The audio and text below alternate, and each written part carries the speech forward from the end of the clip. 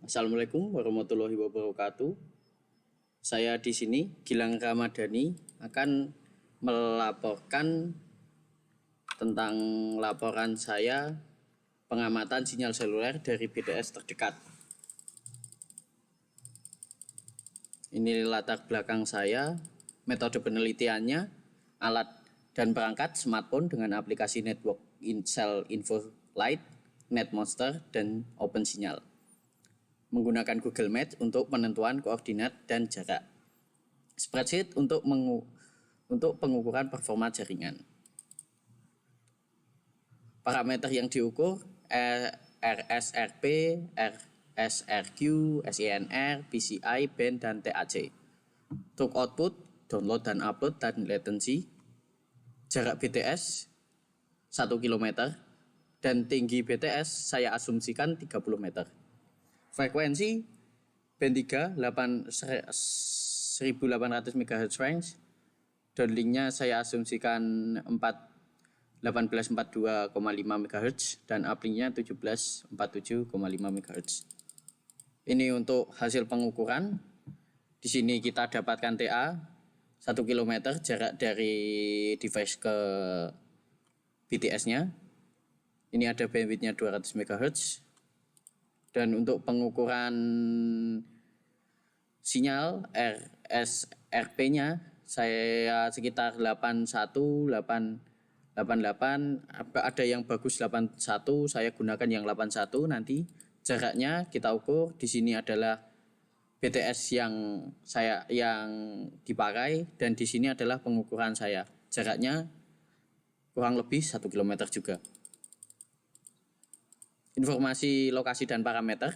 Lokasinya berada di Desa Bocol, di area perdesaan, rural atau subrural. Jarak ke BTS kurang lebih 1 km dari data pengukuran. Tinggi BTS saya asumsikan 30 meter.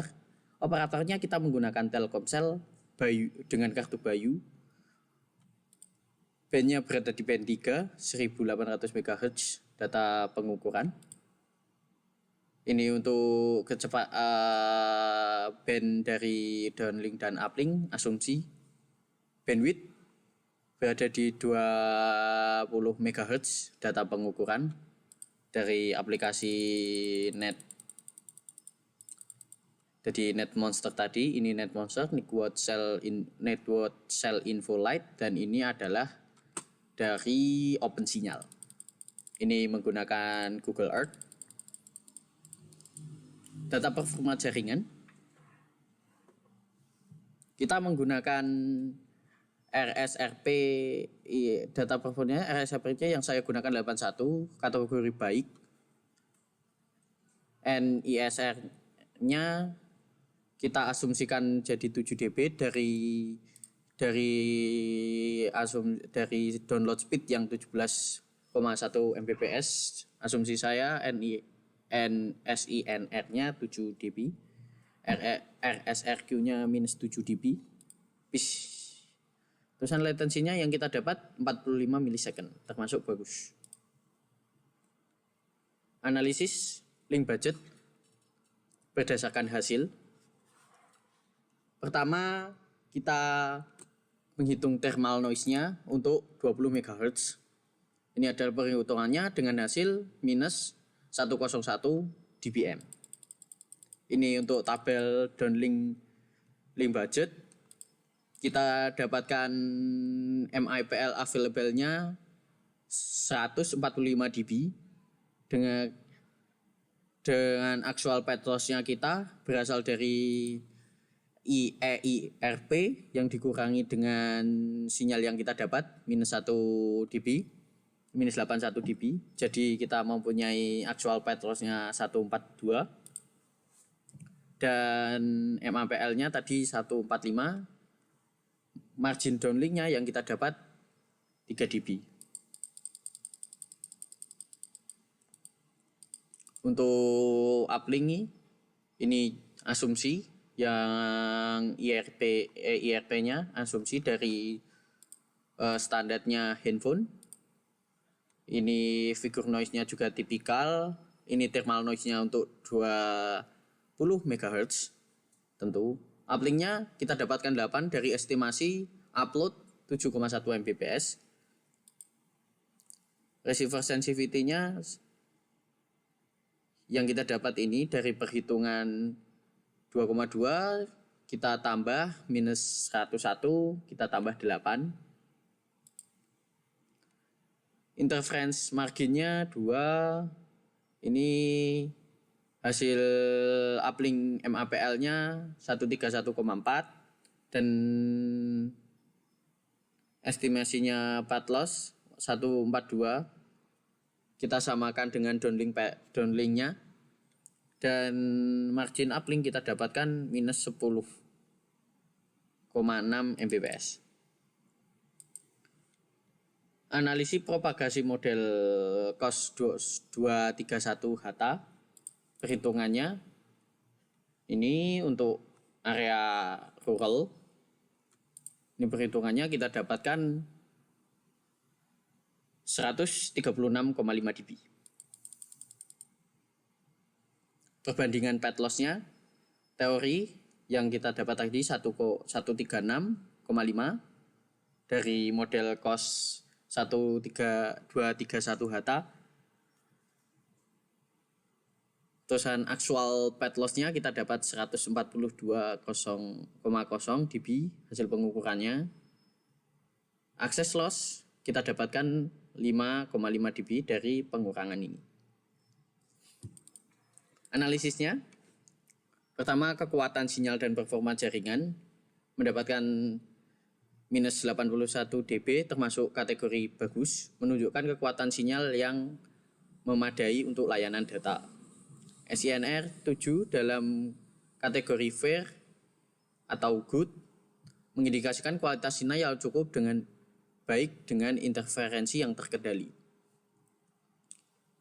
RSRQ-7 dalam kategori good menandakan kualitas referensi sinyal yang baik. True output 17,1 sama 7,1 Mbps menunjukkan performa yang memadai untuk kebutuhan browsing, streaming, dan aplikasi umum. Kedua, analisis link budget. Downlink analisis, actual path loss besar 142 dengan MAPL available 145. Margin downlinknya 3 dB, menunjukkan kondisi marginal tetapi masih dalam batas operasional. Koneksi stabil namun rentan terhadap perubahan kondisi lingkungan. Uplink analisis marginnya minus 100,6 dB menunjukkan kondisi limiting yang kritis.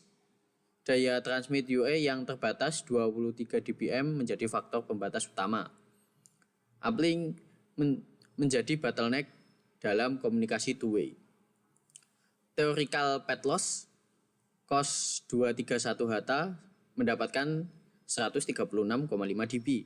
Actual path loss 142 dB. Access loss 5,5 dB disebabkan oleh faktor lingkungan seperti vegetasi dan kondisi end loss non-line of sight.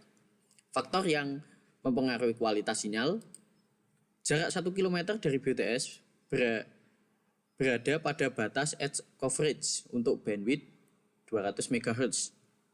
Bandwidth 20 MHz memberikan kapasitas tinggi tetapi mengurangi jangkauan.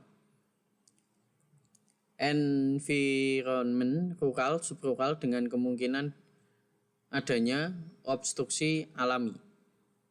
Ketinggian BTS 30 meter cukup optimal untuk coverage area.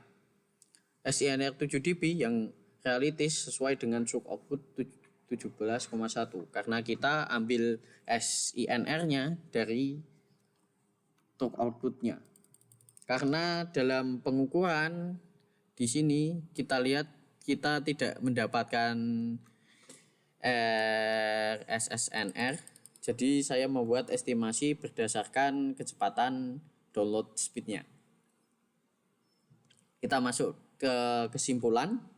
Berdasarkan seluruh analisis yang telah dilakukan dapat disimpulkan bahwa kualitas sinyal overall dalam kategori baik dengan sinyal minus 81 dBm dan SINR 7 yang bagus didukung oleh true output 17,1 untuk download, dan 7,1 Mbps untuk upload yang memadai untuk kebutuhan layanan umum.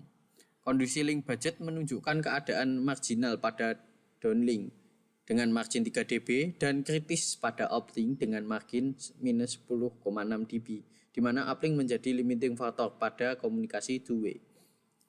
Hasil pengukuran aktual sesuai dengan model propagasi teoritis dengan akses loss 5,5 dB yang wajar untuk environment rural dan subrural atau daerah pedesaan, memungkinkan keakurasian model COS 231 HATA dalam memprediksi path loss.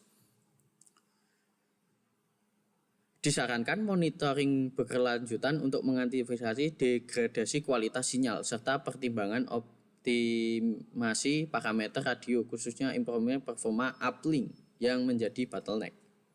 Untuk mengembangkan jaringan ke depan perlu pertimbangan menawarkan site atau penggunaan teknologi carrier aggregation untuk meningkatkan kapasitas dan coverage di area tersebut. Penelitian ini berhasil mengaplikasikan konsep teoritis telekomunikasi seluler dalam kondisi nyata, memberikan pemahaman praktis tentang faktor yang mempengaruhi kualitas jaringan LTE, serta membuktikan relevansi model propagasi COS 231 HATA dalam analisis jaringan seluler modern. Di sini ada lampiran lokasi pengamatan saya, ada di sini linknya, dan link lokasi dari BTS juga ada di sini. Ini nanti untuk link presentasi YouTube, setelah ini saya akan upload dan saya masukkan ke laporan.